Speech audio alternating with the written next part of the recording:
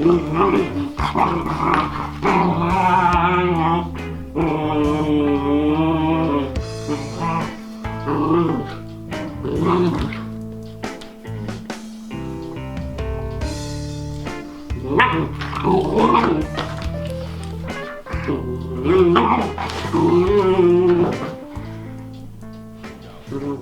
guys, welcome back to the log cabin. And in case you guys are new around here, my husband and I built this log cabin that we are in right now in about 90 days, and we live off-grid with no public utilities, not even any solar. And today we're gonna make some extract. Now some of you might be wondering, what is an extract? And basically an extract is where you use a raw material and you're gonna infuse it in an alcohol base. And then what happens is it's going to enhance and pull out all of the properties of what you're infusing it in.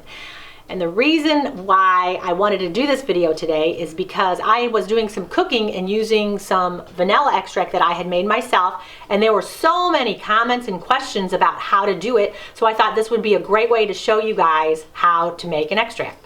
And the cool thing about making an extract, it is so simple and easy. It takes 2 ingredients, what you're extracting, and an alcohol base. And when you're using your alcohol, you can either choose vodka, bourbon, rum, something like that. I generally prefer a vodka because it has a little bit more of a neutral flavor. By far, the most popular extract is the vanilla extract, and it is so simple and easy to make. All you need is some vanilla beans. And for what we're gonna do, I'm gonna do about 8 ounces, so you can use anywhere from 3 to 5 beans. All you're gonna do is take your beans, and I don't wanna start cutting up at the top because you don't want all this stuff to break apart. You want it to look pretty in your jar.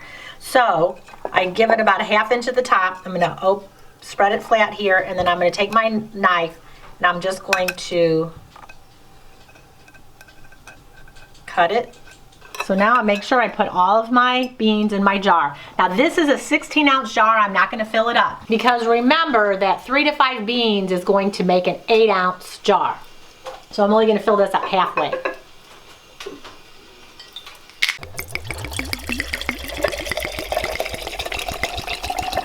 Making sure that the vanilla beans are covered with the alcohol.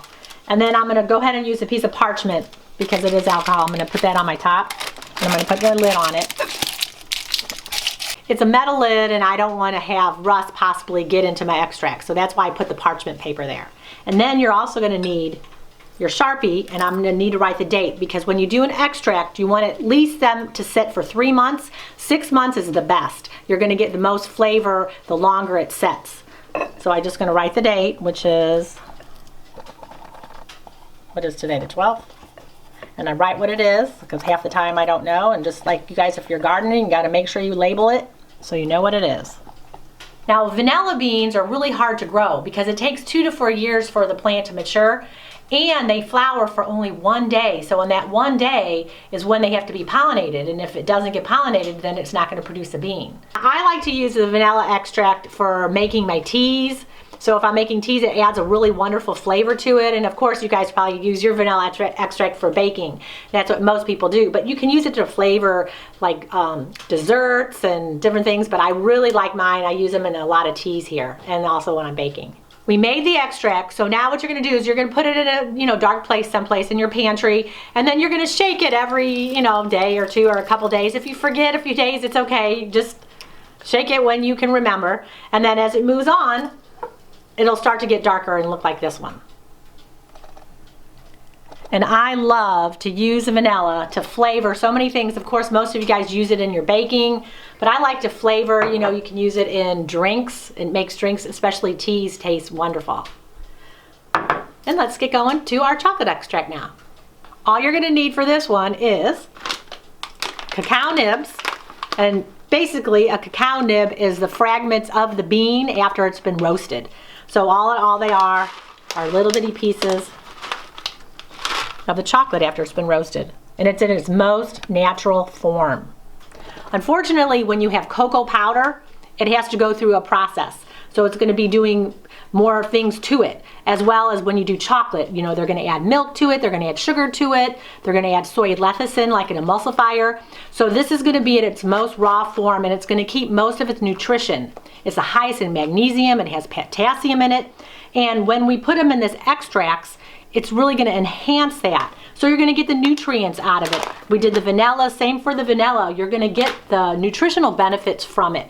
And everyone knows that cacao or chocolate does help with your brain chemicals, making you feel good. It's going to help with your heart. It's going to help with your mood. So this is a great way to add extract to your different foods that you're going to make, your desserts or your teas and drinks. So you're going to need about 1/2 cup to 8 ounces of the cacao nibs to your vodka.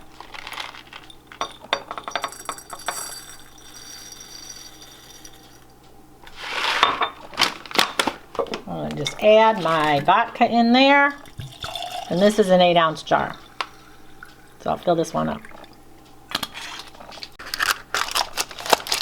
Lid on. I'm going to put the date and write what it is, because your pantry starts to look like a science experiment with all your different tinctures and your extracts. Just like the vanilla extract, I'm going to put the chocolate extract in the pantry, you know, 4, 5, 6 months. Longer is better because it will really make the flavor more robust. But sometimes you can't wait that long, and I'll use it in the different flavorings if you're going to make chocolate ice cream or brownies or cake, or it's extra good in drinks. So you can put it in drinks too. And then shake it whenever you can think about it, and then you want to strain it. All my extracts I strain after a lot of time, 6 months or so. The only one that I don't strain is my vanilla. And the vanilla, I kind of do a perpetual type vanilla. So as I use a little bit, I'm going to add a little bit more vodka and shake it so that it's subtle, and it will last me probably double the time because I'm just going to continually keep doing it. And then I just wanted to show you real quick, like you can do so many different type of extracts. So out of the actual mint that you have in your garden, we had a nice, this is what's left of it. It doesn't look very pretty from the garden. We had a bad frost last night. But peppermint extract, I did that. I just let it sit for 6 months. I just filled up a jar and did the vodka with that one. So then I can use this if you want to make like chocolate mint things. It works really good, this mint. And then what I really love is we grow stevia here. So I just do a stevia extract. And you buy stevia extract at the store. Some people are like, what's that? You know, how do you do it? It's so simple. You just get your leaves of the plant and the flowers and put it in here. And so I'm making my own stevia extract too. I hope you guys liked the video. Leave a comment below if you guys make extracts. I'd love to hear from you. All right, see you later.